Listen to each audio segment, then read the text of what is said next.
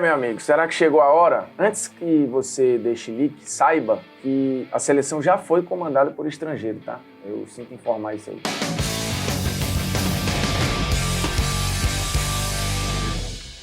Fala moçada, beleza? Polêmicas vazias na área, convidando você a se inscrever no canal, tocar na notificação, deixar o seu like, seu dislike, comentar o conteúdo aí, compartilhar o conteúdo nos seus grupinhos de WhatsApp, o Polêmicas Vazias, ajudando no meio desta vasta cartela de opções, o canal da TNT Esportes a atingir 9 milhões de inscritos. E já passamos dos 8 e estamos mirando nos 9. Olha só, mirando está a CBF num técnico estrangeiro. Chegou a hora da seleção ser treinada por um gringo. E quem seria esse gringo? Tem muitas questões nessas polêmicas vazias que inclusive vai ter um pouco de sabia não, porque tem gente que esquece, a seleção já foi comandada por técnico estrangeiro lá atrás, é verdade que é uma coisa incipiente e tal, e que o Brasil tem uma forte influência de técnicos estrangeiros. Então esse papo de que nós somos donos do jeito certo de jogar bola, conhecemos tudo que precisa para jogar bola, nós somos os donos do real sentido do jogo, é uma grande uma baboseira, porque o futebol brasileiro foi construído também com ideias estrangeiras, com ideias uruguaias e argentinas lá atrás, nos anos 20, nos anos 30, depois nos anos 50, virando para os anos 60. Muita ajuda, por exemplo, de técnicos húngaros, inclusive o Bela Gutmann, que foi técnico da seleção da Hungria em 54, trabalhou no Brasil, foi muito influente na formação do 4-2-4, que acabou sendo decisiva para a formação da seleção brasileira de 58. O Bela Gutmann foi muito importante nesse momento de consolidação do jeito brasileiro de jogar, tem uma influência muito forte aqui, não só ele, mas outros técnicos húngaros, e lá atrás muitos técnicos uruguaios e argentinos, porque o Uruguai e a Argentina partiram na frente em relação à organização do jogo, à tática do jogo, à profissionalização do jogo, então a gente correu atrás, né? Na América do Sul, as primeiras grandes potências lá atrás eram primeiro o Uruguai e depois a Argentina. O Brasil é que foi ganhando degrau após degrau e ultrapassa a Argentina e o Uruguai ali a partir da metade dos anos 50, mas até então, as grandes potências, que todo mundo reconhecia, inclusive em termos de influência, eram Uruguai e Argentina. E o Brasil teve vários técnicos uruguaios por aqui, vários treinadores argentinos por aqui. Era lembrado que a época ali, no começo dos anos 10 e tal, quando tinham amistosos, vinham times argentinos pra cá, ou uruguaios e tudo, e eram vários esculachos. Inclusive seleção africana vinha aqui fazer amistoso e tal, e a parada era feia. Então, assim, taticamente, a gente era muito verde para competir com algumas escolas. Enquanto isso, por exemplo, lá a Escócia, Inglaterra e tal, os caras estavam voando, assim, fazendo o jogo evoluir de maneira muito rápida. E no Brasil tinha uma questão ainda, dúvidas de profissionalização, questões de organização do campo, do jogo. Então a gente foi atrasado em um período. E hoje a gente vive uma reflexão e falando, putz, será que tá na hora da seleção ser comandada por um técnico estrangeiro e tal? Será que a gente não tá muito atrás do que tá acontecendo no mundo? E aí quando a gente vê Champions, compara com Libertadores ou com o brasileiro e tal, a gente de fato começa a ver, putz, parece outro esporte. Mas será que isso cabe na seleção? Será que a seleção tá tão desconectada assim do que tá acontecendo? Porque se a gente for olhar outras seleções sul-americanas, talvez a gente chegue à conclusão de que a Europa tá desconectada. Só que tem bons técnicos colombianos, bons técnicos uruguaios e muitos bons técnicos argentinos, esses principalmente fazendo grandes trabalhos na Europa. E nós não temos nenhum brasileiro de relevância. O treinador mais relevante hoje pro mundo é de fato o Tite, que colocou na seleção brasileira, logo que chegou, implementou conceitos modernos do que estão sendo feitos aí. Tanto que para o ciclo da Copa de 2018, a seleção chegou a empolgar, a jogar bem, a ter resultados somado a desempenho e chegou como uma das favoritas para a Copa de 2018. Acaba caindo para a Bélgica, que tem um excelente trabalho desde 2016 com o Roberto Martínez. Assim. A Bélgica não era uma qualquer e está competindo aí até agora. A gente está vendo toda a competição, a Bélgica está batendo. Porque a geração foi bem lapidada. Então, e o Brasil fez um grande segundo tempo, fez um grande jogo contra a Bélgica. E a Copa do Mundo de 18 do Brasil, ela passou longe de ser ruim. Ela foi uma boa Copa, mas outros fizeram uma Copa melhor. E aí, a partir dali, de lá pra cá, é um processo de muito desgaste. E as pessoas começam a olhar achando que o Tite não serve. Ah, estamos ultrapassados, estamos isso, estamos aquilo. Bem, de 2006 pra cá, todas as Copas foram vencidas por seleções europeias. Isso quer dizer que o mundo inteiro tá atrasado e só a Europa pensa o futebol de maneira correta? É questionável, porque você viu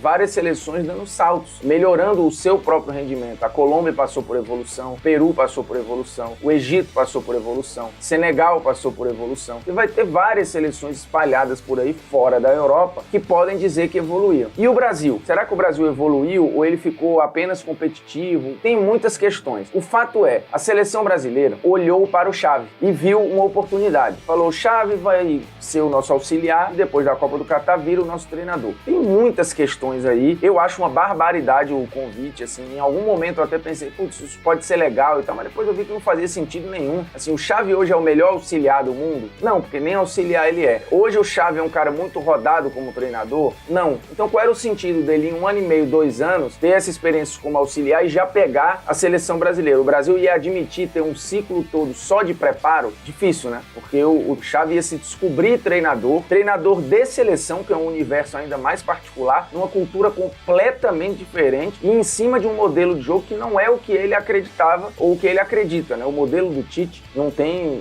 relação direta nenhuma com o modelo de jogo do Xavi. Tem uma coisa ou outra aqui, mas completamente diferente. Pro que o Xavi acredita, e a gente vê isso no Guardiola e tal, precisa de tempo, muita repetição, é um jeito complexo. Então, assim, não é fácil na seleção, que você tem treinos aqui e ali, você conseguir implementar isso rápido. Tá? Então, tem várias questões que, pra mim, não fazem sentido essa venda casada de, vai ser auxiliar e depois treinador. Nada me tira da cabeça que foi pura e simples jogada midiática, porque, de novo, se você pega um cara com o mesmo histórico, até com mais experiência, para ser auxiliar e para depois assumir a seleção, um cara que só tem 1 ano e meio, 2 anos de treinador, 7 taças no Catar e tal, e bota, as pessoas iam cair em cima. Só que a grife Xavi protege essa avaliação, porque assim, é um cara enorme, é um dos jogadores mais vencedores da história do jogo. A gente tá falando de um cara que é uma referência da maneira como se joga futebol no século XXI, e aí, óbvio, esse cara ia proteger um pouco a avaliação, mas se você isola o nome Xavi e traz um cara que tava no Catar para ser auxiliar, para depois virar treinador, não fazia sentido nenhum. Falei isso recentemente em programas da TNT como O Último Lance, que se fosse para pegar, por exemplo, lá em 2014, você vai no Real Madrid e fala, putz, ô Zidane, tu não quer assumir a seleção brasileira para ser auxiliar primeiro e depois pegar, depois da Copa de 2018, fazia mais sentido. O Zidane já tinha experiência como auxiliar, tem alguma ligação com o futebol brasileiro, tem um modelo de jogo que hoje a gente vê é mais simples e talvez case mais, enfim, podia ser. Aí você vai, putz, vamos chegar no Bayern de Munique, aí fala, cara, isso lá atrás, tá? Vamos pegar aqui o Hans Flick, foi auxiliar do Joachim Löw na seleção alemã, já é auxiliar do Bayern há algum tempo, é um cara super experiente, com um modelo de jogo também em cima de um 4-3-3 e tal, com pressão alta, ele pode resgatar uma questão de intensidade na seleção, pode ajudar o Tite nisso, depois ele assume. Podia fazer mais sentido. Mas o Xavi, e assim, eu dei exemplos bem esticados pra gente mostrar o tamanho da viagem, assim, e eu queria muito estar na reunião no dia que surgiu a ideia. Quem deu a ideia? Quantos treinos do Xavi a pessoa que deu a ideia viu? Quanto do modelo de jogo do Xavi, ou da maneira de liderar os jogadores, a pessoa que deu a ideia conhece do Xavi. Mas enfim, e aí isso resgatou, porque ficou claro que a seleção abriu a mente, pelo menos na época do Caboclo, e agora você fica nesse o presidente que e não é, e não é, a gente não sabe mais nem quem é por conta do afastamento do Caboclo e tal. Pelo menos na época do Caboclo, a seleção tinha demonstrado um interesse ou cabeça aberta por um técnico estrangeiro. E aí, de novo, se a gente for lá atrás, a gente vai ver, por exemplo, caras como o Ramon Plateiro, uruguaio, que foi técnico da seleção brasileira, é considerado o primeiro técnico estrangeiro da história da seleção, assim, por muito pouco tempo. Ele tem uma curiosidade que ele treinou o Flamengo e o Vasco ao mesmo tempo, em determinado momento ali nos anos 20 e tal, entre 21 e 22, depois acabou escolhendo o Vasco, fez bons trabalhos no Brasil, é verdade, e foi técnico ali em 1925 da seleção brasileira. Mas, de novo, um cara uruguaio, já tinha tido sucesso com a seleção uruguaia ali entre 1917 e 1919 e tal. Então, assim, não é a primeira vez. O Brasil lá atrás, de novo, essa influência. Nesse período, os uruguaios eram considerados pica do pensamento de futebol, tinham títulos já da Olimpíada e foram os primeiros campeões mundiais. Então, assim, a gente tá falando de uma escola que era muito respeitada, já tinha um campeonato muito mais bem estruturado e tal, não sei o quê. Apesar de quando o Ramon foi treinador da seleção brasileira, ainda não tinha nem tido a Copa do Mundo ainda em 1930, mas era um país que era visto como a grande escola sul-americana de futebol junto com a Argentina. O Brasil ali era um aprendiz da parada. Anos depois, você tem o Joreca português, treina a seleção brasileira ali por 2 jogos, né? Enfim,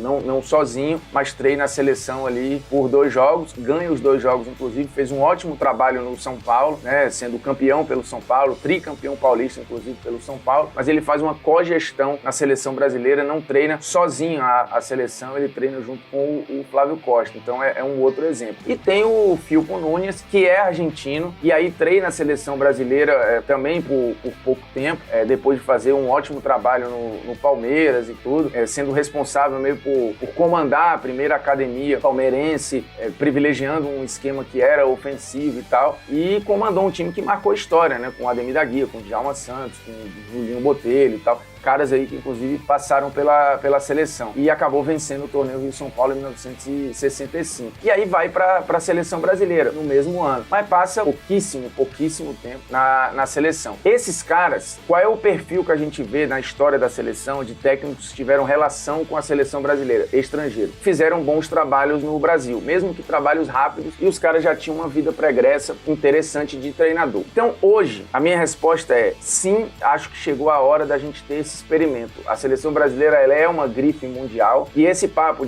da escola, do DNA e tudo isso, eu acho que já ficou um pouco pelo caminho. A gente vê grandes seleções que assumem ou não tem problema nenhum em serem treinadas por treinadores estrangeiros e tudo. E hoje, se a gente for olhar no cenário, talvez só o Cuca se encaixe com carreira, momento, pensamento de jogo para assumir a seleção. O Renato, que muita gente achava que poderia ser o técnico e tal, não sei o que, eu acho que hoje é completamente carta fora do baralho, teve um determinado momento que chegaram a cogitar, não, vamos preparar o Rogério Ceni para ser esse cara. Acho que hoje está completamente fora, e você tem a velha guarda com um nível de desgaste muito grande. De novo, eu acho o trabalho do Tite bom, e ele já falou que não vai continuar, então isso aqui não é avaliação que se ele sair quer dizer que foi ruim. O trabalho do Tite deu à seleção competitividade, segurança, constância, mas pode não ter dado brilhantismo. E aí essa nova mudança, essa virada de chave no próximo ciclo, precisa trazer de volta essa relação torcedor e seleção, entendendo que ali é uma diversão somada a resultado. O torcedor da seleção, que está vendo o jogador do seu clube sair para ir defender a seleção, uma reunião de jogadores estrangeiros ou que jogam fora do Brasil, vindo defender a seleção, eles entendem ali que é um momento mais lúdico, então eles querem diversão, óbvio que eles querem ganhar, mas como ganhar é muito importante nessa histórica relação da torcida com a seleção, por mais que quando o tempo passa, você vê que, putz, ganhamos a Copa de 94, foi um espetáculo? Não, mas era um time muito constante, muito seguro, inclusive recentemente bastante elogiado pelo Baresi como uma das grandes seleções que ele viu do ponto de vista coletivo. Para ele até melhor que a de 2002, que para muitos tinha mais refino, tinha um pouco mais de brilho. Mas hoje, olhando para o momento histórico, não importava a forma, importava ganhar depois de 24 anos. Esse papo também, ele é um pouco, se o Tite ganha a Copa agora, o Hexa, mesmo com um futebol menos brilhante, mas extremamente eficiente, as pessoas vão entender que o trabalho foi excepcional. Ganhou uma Copa América, na minha visão, com o pé nas costas em 19 e tal. Então, o trabalho do Tite, para mim, ele é um trabalho bom, ele é um trabalho competitivo, ele é um trabalho muito seguro, é uma seleção que dificilmente perde, que pouco leva gol. Então, para mim, é um bom trabalho, e o Tite era o melhor nome para estar ali, e o Brasil não tem nenhum treinador melhor para ocupar esse lugar no momento. Numa eventual mudança, acho que se você olhar para o mercado brasileiro, só tem o Cuca. É um jogo ofensivo, é um jogo intenso, e nos últimos 12, 13 anos é o treinador com o maior número de bons trabalhos, à exceção do trabalho no São Paulo, o retorno dele para o Palmeiras, que foi mais ou menos, mas no geral, trabalhos que são muito bons, muito emblemáticos e com títulos muito importantes, como Libertadores, Brasileiro. Então a gente não está falando de um cara qualquer. Mas se você quer ir além e criar essa relação mais moderna, mais adaptada com o que está acontecendo, aí você vai ter que ir para o mercado estrangeiro, que oferece um leque absurdo de possibilidades. Mas olhando o que o Brasil já experimentou de treinadores estrangeiros, e foram poucos experimentos, essas escolhas tinham em algum momento relação com o futebol brasileiro. E aí a gente meio que restringe o universo, porque os dois técnicos estrangeiros com maior sucesso recente no Brasil, com bom futebol ou segurança e conquistas, foram portugueses, Abel Ferreira e Jorge Jesus. Só que o Abel tem uma questão de um modelo que não traria nada de muito novo em termos de diversão, de ofensividade, de forma. Seria um time muito competitivo, seria um time muito seguro, como é o Palmeiras, mas coisa que a seleção brasileira também já é. E acho, inclusive, que a seleção brasileira, quando ganha jogando bem e melhor do que, por exemplo, o Palmeiras do Abel Ferreira. Então acho que o Abel não seria um técnico estrangeiro, mas que em termos de ideia você não teria uma grande mudança. O Jorge Jesus já seria um pouquinho diferente, baseado no que a gente viu o Flamengo dele fazer e outras equipes, quando estavam bem, por exemplo, o Benfica antes do Flamengo, aí você consegue ter resultado e você consegue ter um pouco mais de forma. E o Flamengo, acho que foi a união disso tudo, né? Foi disparado o melhor trabalho da carreira do Jorge Jesus e agora está tendo dificuldade de novo do Benfica, né? O Jorge Jesus teve um momento no Benfica de sequência de derrotas, de vice-campeonato,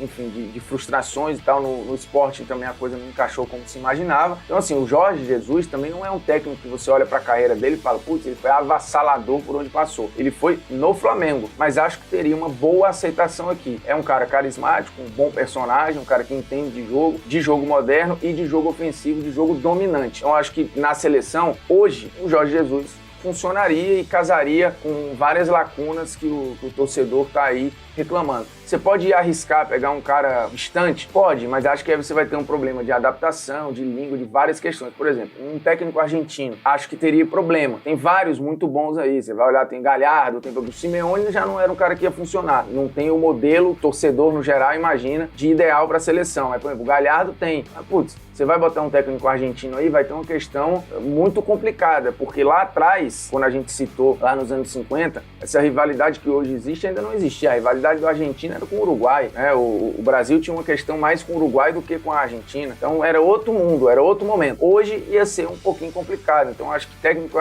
argentinos estão fora. Vai trazer um alemão, vamos supor que o Klopp queira. Putz, mas é o problema, a língua, muitas questões. Acho que o Klopp seria maravilhoso, né? Um jogo intenso, um jogo direto, um jogo reto, um jogo que o torcedor talvez se sentisse bem representado. O Guardiola já deu borrifadas aqui e ali, assim, mas um técnico caríssimo, enfim, complexo o modelo para ser aplicado. Seria o mundo ideal? Seria o mundo ideal, mas não é um mundo real. Um mundo real, um mundo acessível, se fosse para pensar num técnico estrangeiro, hoje eu não consigo pensar em nada fora do Jorge Jesus, assim, honestamente, porque eu acho que ele une a ofensividade, a forma, o carisma, e isso é importante na linguagem, na comunicação com o torcedor. Quando estava tudo bem, a gente viu que isso era bom do Tite, e depois isso se perdeu um pouco. Cara, acho que hoje não teria outro nome, não, que não fosse o Jorge Jesus. Você vai pegar outros caras aí que vão ter dificuldade na adaptação, no conhecimento do futebol brasileiro, numa relação com a imprensa talvez que não seja interessante, porque assim, é outra cultura, assim, ver um alemão, um espanhol, um italiano dando entrevista, vai ser outra parada, vai ser outra questão.